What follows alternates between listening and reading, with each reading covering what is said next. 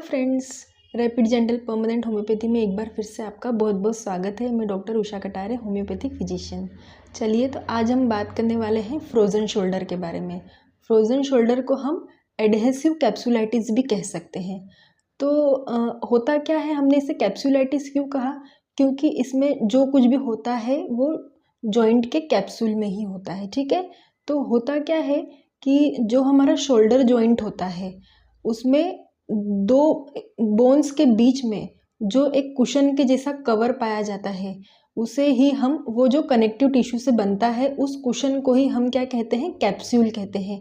ये कैप्सूल दो बोन्स को आपस में टकराने से बचाता है, एक नरिशमेंट प्रोवाइड करता है और एक फ्लेक्सिबिलिटी को मेंटेन करके रखता है जब जॉइंट की मूवमेंट होती है। ठीक है, तो हमारे शोल्डर जॉइंट में कौन सा जॉइंट पाया जाता है? किस टाइप का?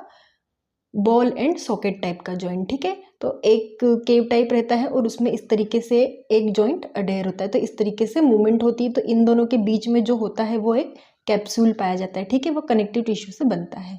तो उस कैप्सूल के अंदर अगर इन्फ्लामेशन होना स्टार्ट हो जाता है या किसी तरीके से कोई स्वेलिंग रहती है या वो स्टीफ हो जाता है, तो उसकी वजह से फ्रोज़न शोल्डर की कंप्लेंट्स अराइज होने लगती है। तो उसमें होता क्या है कि उसमें इन्फ्लामेशन होने की वजह से बोन की जब भी मूवमेंट होती है, जब हम अपना हाथ हिलाते डुलाते हैं या आर्म को ऊपर की तरफ उठाने की कोशिश करते हैं, तो वो नहीं उठ पाता है। उसमें बहुत ही शार्प पेन होना स्टार्ट हो जाता है, पूरे टाइम पेन बना हुआ रहता है। तो ऐसा इसलिए होता है क्योंकि वो जो कैप्सूल है वो इन्फ्लेम्ड है, सोर है, रेड है, पेनफुल है। तो जब भी आप हाथ को हिलाएंगे डुलाएंगे, उस कैप्सूल के ऊपर पूरा प्रेशर जाता है, जिसकी वजह से वो अलाउ नहीं करता है कि हम हाथ की मूवमेंट को करें। ठीक है, उस हाथ में और शोल्डर के जॉइंट में बहुत ज़्यादा प्रॉब्लम होने लग जाती है। तो इसी को हम क्या कहते हैं? एडहेसिव कैप्सुलाइटिस या फिर फ्रोज़न शोल्डर। हमारा शोल्डर पूरी तरीके से फ्रीज हो जाता है, वो हिलने डुलने के लायक नहीं रहता है, उसमें कोई एक्टिविटी हम कर नहीं सकते। अगर हम करने जाते हैं तो हमें असहनीय दर्द होता है, इसी वजह से हम उसे हिलाना पसंद ही नहीं करते। तो वो ऑटोमेटिकली धीरे धीरे फ्रीज होने लगता है, उसकी मूवमेंट डे बाय डे और ज़्यादा कम होने लग जाती है। इसीलिए उसे हम क्या कहते हैं? Frozen shoulder. ठीक है, वो कंधा हमारा काम में नहीं आता है जब फ्रोजन शोल्डर होता है, क्योंकि हम उसे हिलाते डुलाते ही नहीं है, हम खुद ही नहीं चाहते हैं कि उस हाथ से हम कोई काम करें। ठीक है, इसीलिए हम उसे फ्रोजन शोल्डर कहते हैं। तो इसका कारण क्या हो सकता है?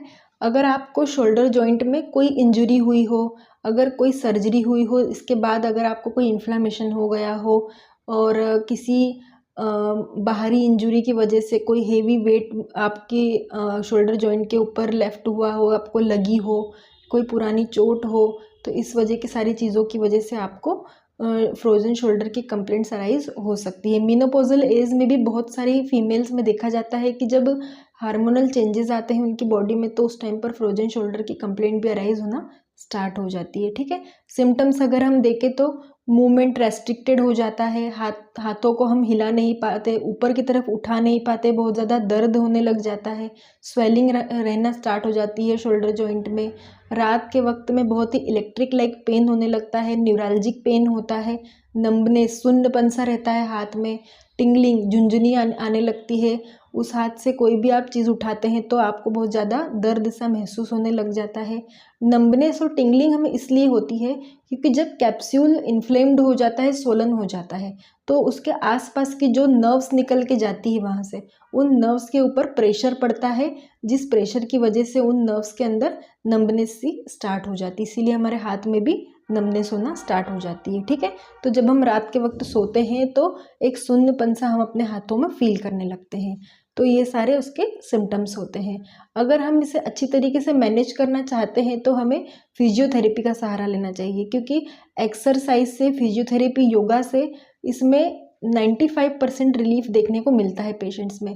कई सारे पेशेंट क्लिनिक पर ऐसे आते हैं जिन्हें फ्रोजन शोल्डर रहता है, तो जब उन्हें फिजियोथेरेपी करने का कहा जाता है तो कुछ ही दिनों में उन्हें काफ़ी ज़्यादा रिलीफ महसूस होने लग जाता है। काफ़ी जल्दी से उनका जो कैप्सूल है वो हील होने लगता है और हाथ की मूवमेंट भी धीरे धीरे से गेन होना स्टार्ट हो जाती है। तो फिजियोथेरेपी एक बहुत ही अच्छा ऑप्शन होता है जब हमें फ्रोजन शोल्डर की कंप्लेंट्स होती है। ठीक है, तो अगर आपको ये प्रॉब्लम है तो आप तुरंत फिजियोथेरेपी करना स्टार्ट करें। हाँ, लेकिन कोई भी कंप्लेंट में आप एकदम से बहुत ज़्यादा एक्सरसाइज करना स्टार्ट नहीं करें। आप धीरे धीरे स्लोली हल्के फुल्के एक्सरसाइज से स्टार्ट करें और फिर हेवी एक्सरसाइज की तरफ आगे बढ़े। जैसे जैसे हाथ की मूवमेंट स्टार्ट होगी आपके एक्सरसाइज की रेंज भी आप बढ़ाते जाइएगा। ठीक है, तो इससे क्या होगा कि आपका हाथ एकदम स्पीड में पेन नहीं करने लगेगा, धीरे धीरे से उसका पेन भी कम होना स्टार्ट हो जाएगा। आप हेवी एक्सरसाइज करेंगे तो हो सकता है कि पेन बहुत ज़्यादा फ्रिक्वेंसी से बढ़ जाए। ठीक है, अगर हम होम्योपैथिक मेडिसिन की बात करें तो बहुत अच्छी मेडिसिन फ्रोजन शोल्डर के केसेस में होम्योपैथी में काम करती है। जैसे कि एक मेडिसिन है रस्टॉक्स। रस्टॉक्स अगर आपको ठंडे वेदर में कंप्लेंट्स बहुत ज़्यादा बढ़ जाती है, कोल्ड के कांटेक्ट में आने से अगर आपकी परेशानी बढ़ जाती है, या अगर आपकी मसल्स में बहुत ज़्यादा स्टीफनेस हो गई है उस वजह से, तो रस्टॉक्स मेडिसिन बहुत ही अच्छा रोल प्ले करती है। ठीक है, एक मेडिसिन है अर्निका। अर्निका मेडिसिन हम पेशेंट को तब प्रिस्क्राइब कर सकते हैं जब उसे किसी बाहरी इंजुरी की वजह से फ्रोजन शोल्डर की कंप्लेंट अराइज हुई हो। ठीक है, अंदर ब्लड का क्लॉट सा जम गया हो, कंसील्ड इंजुरी हो गई हो। ठीक है, तो ऐसे केसेस में हम अर्निका मेडिसिन के बारे में भी सोच सकते हैं। एक मेडिसिन है डल्कामारा। अगर आप डैम्प वेदर में आप बेसमेंट में रहते हैं और आपको इस तरीके की प्रॉब्लम हो गई है, ठंडी चीज़ों से बहुत ज़्यादा अफेक्ट हो रहे हैं, तो हाथ में बहुत ज़्यादा स्टीफनेस सी हो गई है, बिल्कुल कड़क सा महसूस होता है शोल्डर जॉइंट के पास, तो आप डल्कामारा मेडिसिन यूज़ कर सकते हैं। इसके बहुत ही अच्छे रिजल्ट हमें देखने को मिलते हैं। एक मेडिसिन है अमोनियम म्यूर, जो कि स्पेशली डेल्टोइड मसल के ऊपर या शोल्डर जॉइंट के ऊपर बहुत अच्छा रोल प्ले करती है। तो ये सारी मेडिसिन हम फ्रोजन शोल्डर के केसेस में यूज़ कर सकते हैं। सारी मेडिसिन में स्टूडेंट्स के लर्निंग के पर्पज़ से ही बताती हूँ। आप कोई भी मेडिसिन अपने मन से प्रिस्क्राइब करने की कोशिश ना करें। आप डॉक्टर की सलाह लिए बिना मेडिसिन का यूज़ नहीं करें, क्योंकि हर एक पेशेंट के लिए मेडिसिन बदल जाती है, चाहे बीमारी कोई भी हो। एक ही मेडिसिन सारे पेशेंट के लिए यूज़फुल नहीं होती है। Patient to patient, symptom to symptom medicine बदल जाती है होम्योपैथी में। तो आप फिजिशियन से सलाह लेकर ही मेडिसिन का यूज़ करें। अगर आप हमसे कांटेक्ट करना चाहते हैं, ऑनलाइन कंसल्टेशन नंबर मैंने डिस्क्रिप्शन बॉक्स में डाल दिया है, आप उसका यूज़ कर सकते हैं। अगर आपको हमारी वीडियोस अच्छे लगते हैं तो आप हमारे चैनल को लाइक करें, शेयर करें, सब्सक्राइब करें। ज़्यादा से ज़्यादा लोगों को आप इस वीडियोस को शेयर करें ताकि उन्हें भी होम्योपैथी के बारे में कुछ जानने को मिले, उनकी